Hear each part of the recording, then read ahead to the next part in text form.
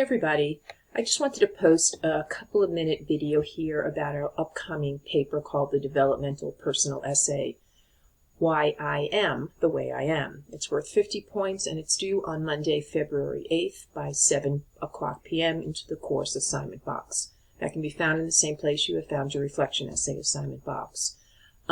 So this is a paper in the spirit of application, which you'll hear me say a lot this semester.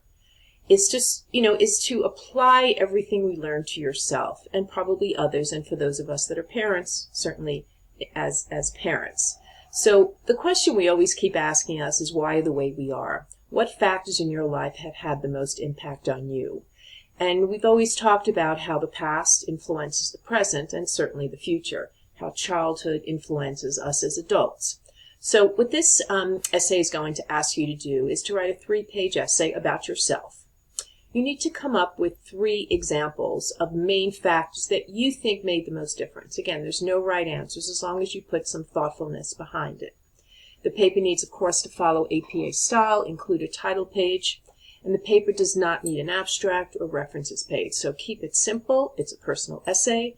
And of course, as with all our writing this semester, make sure that the information you share is appropriate for the context of our course. If you have a question about that, certainly just shoot me an email. So things you might want to ask yourself. Is it the type of parents that I had that impacted how I grew up and how that shaped who I am? How did your ethnicity affect you? Did you have health issues that might have interfered with your childhood? What was adolescence like for you? These questions, of course, can go on and on. Where you grew up. Did you grow up in a small town or did you grow up in a city?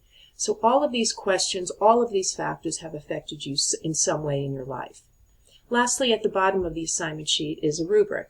It's a simple rubric. Again, the assignment is worth 50 points. It's a 3-page essay. You need an introduction. You need to explain those 3 factors, cite them and then explain them.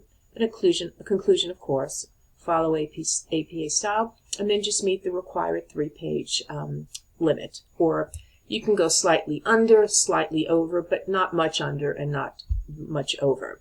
So just refer to this, of course, when you're writing your essay.